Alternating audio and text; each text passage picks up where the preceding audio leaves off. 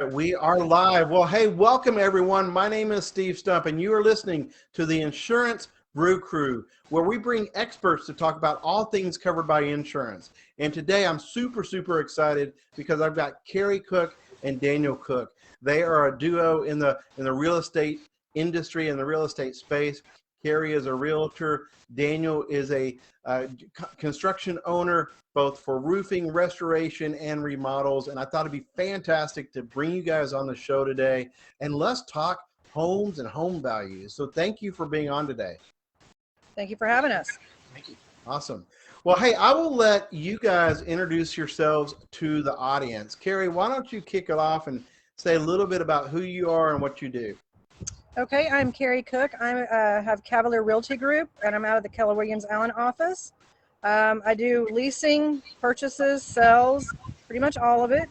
I even have investors, so I do flips. So if anybody's interested in anything, they can feel free to call me, and we'll put that information in the information later. Yep, it'll be there later, so everyone knows how to get in contact with you. And Daniel, you own a construction company, roofing company. Tell everyone a little bit more about your company and yourself. Yes, so Cook DFW Roofing and Restoration. We've been at it now for a little bit over a year and a half, and it started mostly as roofing and outside restoration, and as we developed more and more clientele, we got demands for asking for more remodels, repairs around the people's homes, painting, just stuff that they wanted somebody that they knew to do. And that's kind of where it's gone, and now it's expanded out to even full-blown remodels, kitchens, bathrooms, blowing walls out, adding walls, just everything. It's been exciting to see the amount of needs and reception that we've gotten since then. Right. Well, one of the things that I've heard a lot from general contractors is when we were all stuck in our homes during COVID, people started realizing, ooh, I don't like the color of that paint. Ooh, that room needs to be updated. And so a lot of people started investing in their homes. So that's great that you were able to participate in that part of the economy when everything else was turning down. Well, Kerri, before we started, you had talked about just briefly the market. The real estate market has been crazy hot. Yeah. What are you seeing nowadays? And are we starting to see anything change in the market over this past year? And I would say in the last few months, it's starting to slow down in pockets in certain areas of town. Certain areas of town are still hot. Some are still, and you're still going up against investors who can do that cash closing and close in 14, 15 days. So buyers that are well qualified and have the money, they're still fighting against that a little bit, which is kind of crazy because they're buying at the top of the market. But whatever. But I mean, I am seeing that it's slowing down. So that's a good thing because I've got buyers that are really struggling with this. Well, and you're in the North Texas area. Are you still seeing a lot of out-of-staters come with the value of home that they had out of state and just, thinking they're getting a bargain here in Texas? No, the ones I've been working with are coming from a market that is a little bit less, not as crazy.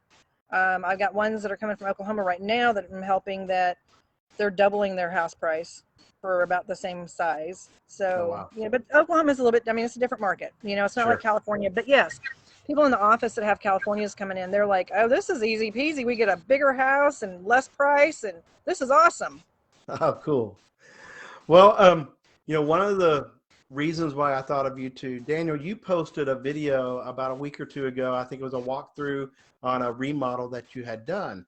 And the whole house was empty, so it looked like you had carte blanche to go in there and refresh everything.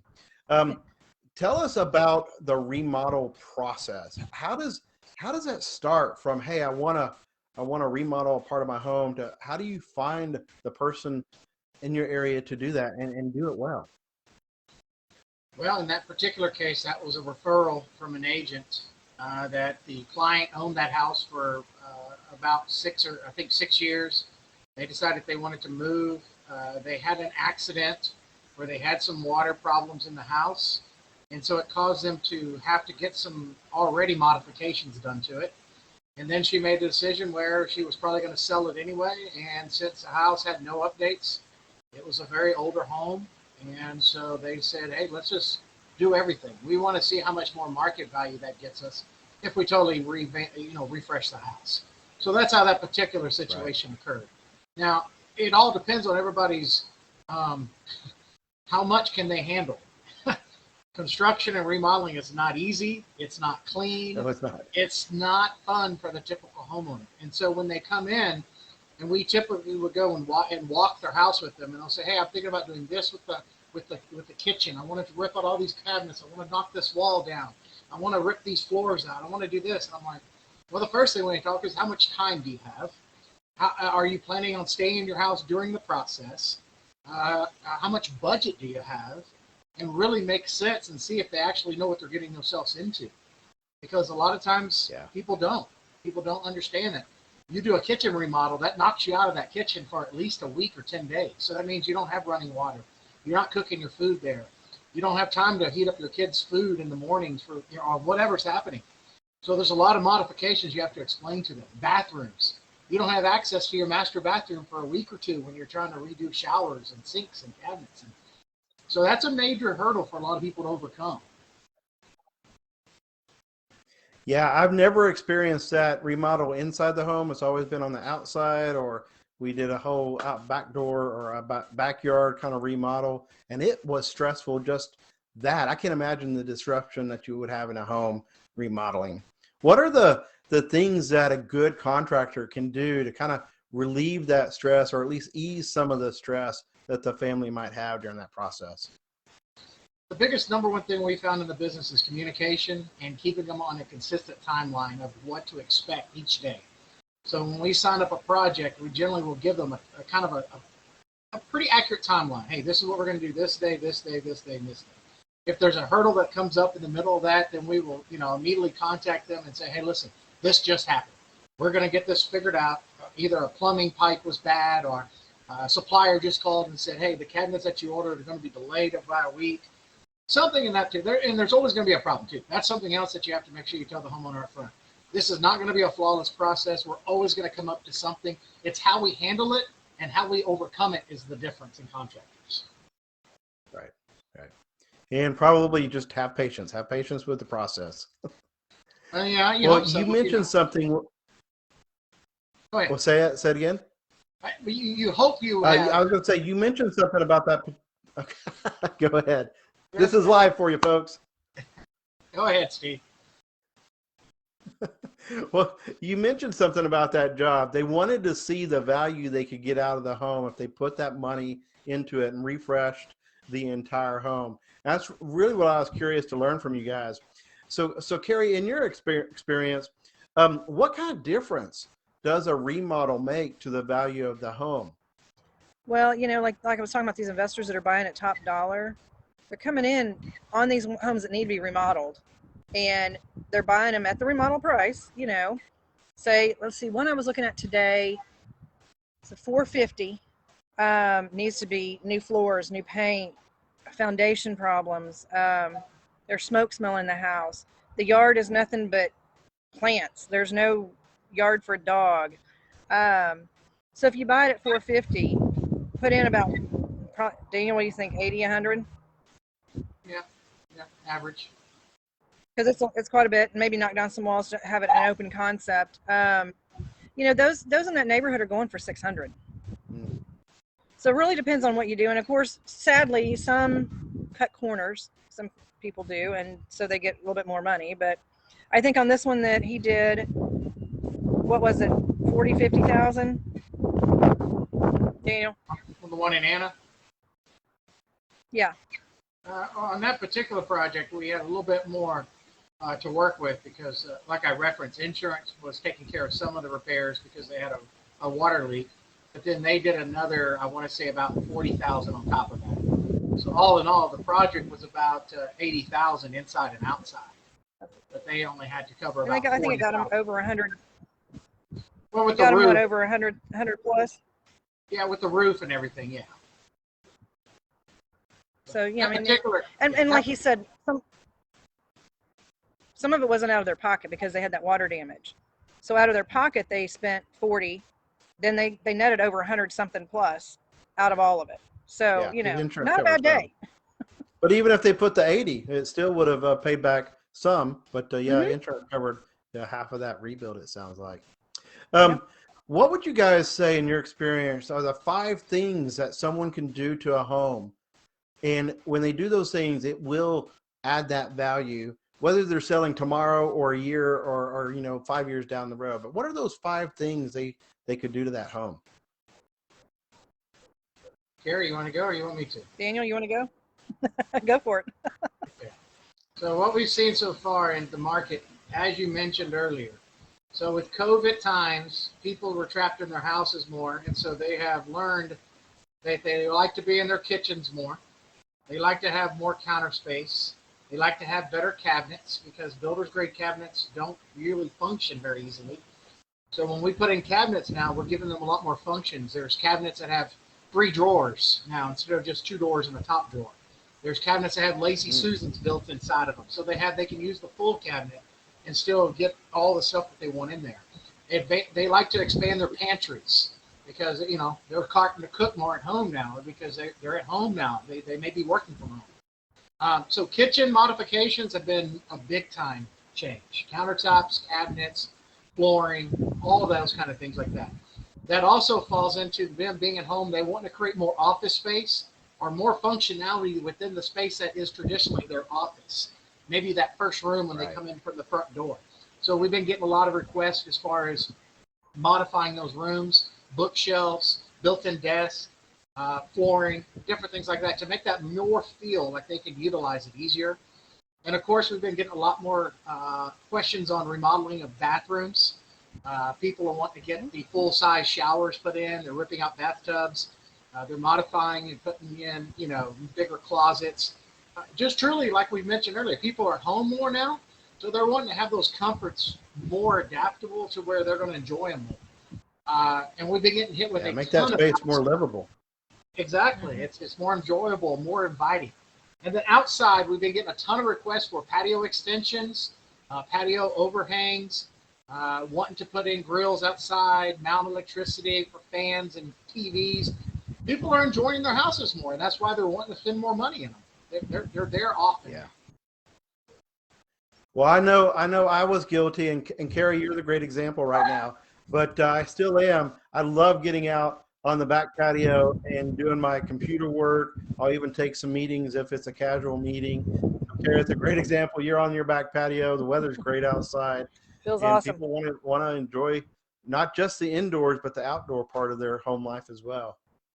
Now, as a realtor, I'm going to tell you, the kitchen and the bathrooms are huge. Flooring is big. It adds value. The office space is more a personal thing for people, so it may or may not. It just has to fit their need. Yeah. And an outdoor kitchen with the covering, it can add a little bit of value too. Just like putting in a pool. You don't get as much back as what you put into it. Yeah, I hear that a lot. Is that kind of the number one thing that you see people add, thinking, oh, cha-ching, this is really going to add a lot of value, and it really doesn't? Yeah, pretty much. And it truly, it can only add 10, 20,000, and people are paying 80, 90, $100,000 to add them in. So I tell people, if you're going to do that, then plan on staying there because you're not going to get your money back. Yeah, and definitely enjoy it. Get in there all times of the year and enjoy it. Yeah. Well, cool. Daniel, were there any others? No, that's the top ones that we've seen so far. Just normal wear and tear, though, Tom.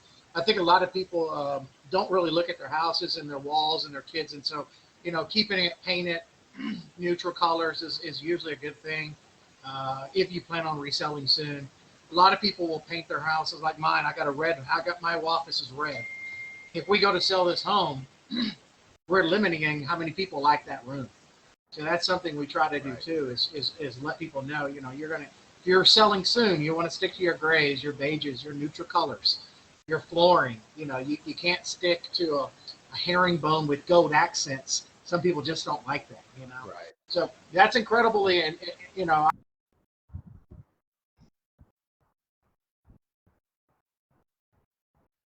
think we lost your audio, I know. Daniel. I was going to say I can't hear him either.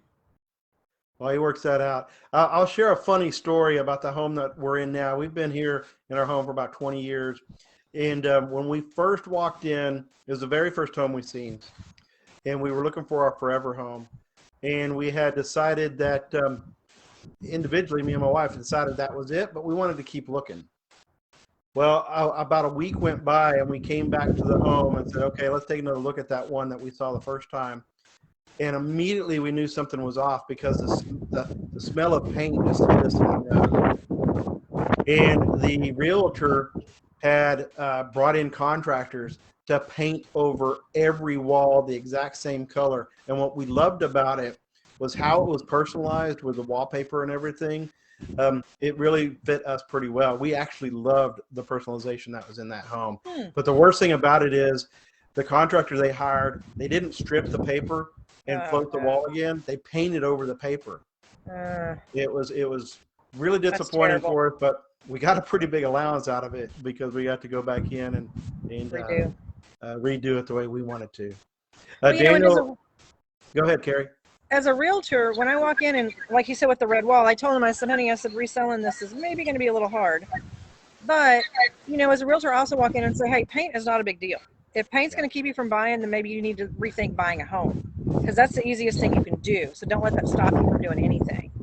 Now putting in granite countertops or brand new cabinets, that's a bigger deal. That's why those are better upgrades to already do than selling it cheaper with all the builder grade stuff in.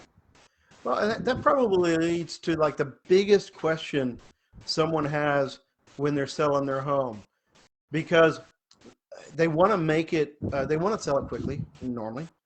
And I guess they got three options, right? They can go through and they can refresh and remodel. They can lower the price, or they can add a big allowance. What's, in your opinion, what is the best option out of those three if you know you need to update your home and you want to sell it fairly quickly? In this market, updating it yourself. I struggle with that though, because I would much prefer, if I know there's going to be upgrading, I would much prefer an allowance for me to go in and do what I want to do after I get there than having somebody else pick it out. Yeah. But as a whole, you would tell your client, go ahead and update neutral colors like Daniel said, so that if they want to paint the wood on the cabinets, they can, or leave it what it is. Just do neutral colors. And it'll sell quicker that way too, because then people know it's move-in ready. That's the other feature that's better to do it for. So neutral colors, update appliances, whatnot, flooring, and you're more likely to make that, like you said, move-in ready, where people don't have to go and invest more money to get into the home of their dreams. I think everybody's so busy these days, they don't have time to mess with that. And then, like you said, you're without your kitchen for a week, you're without your bathroom for a week. People don't want to deal with that. So when they can walk into it and it's already updated, it may not be exactly what they want, but they like it, so it's okay. Yeah. Perfect. Daniel, are you back? Yeah, I think so, if you can hear me. We can hear you. Your video's a little choppy, but we can definitely hear you now. All right. Well, hey, so thank you again for you guys being here today. Kerri, Daniel, individually, tell people how they would get in contact with you. We'll put it into the show notes as well, so that if they looking to buy, sell a home, they know where to go. If they're looking to update their roof, remodel their home, they'll know where to go as well. But Kerri, why don't you go first? Okay, well, my parents made my first name very hard to spell, so it's Kerri and Cook like a chef. I'm at kerricook at kw.com. I'm also on Facebook, Kerri Cook Realtor. I'm also on Instagram, Kerri Cook Realtor, Twitter. Instagram and Facebook are the better ones. I don't mess with Twitter a whole lot, or LinkedIn. And my number is 972-342-5763. Perfect. And Daniel? Mine is really easy. We try to come up with a really easy name. So Cook DFW Roofing and Restoration. The website, Cook DFW Roofing as well. My email is daniel@cookdfw.com. And phone number is 214-236-2832. And we also have a Facebook business account that you can look up as well. Awesome. And of course, we're in the Dallas-Fort Worth area. Do you guys service the entire Metroplex or certain parts of the Metroplex? We go outside the Metroplex. Who you kidding? We've had some. Go ahead, Daniel.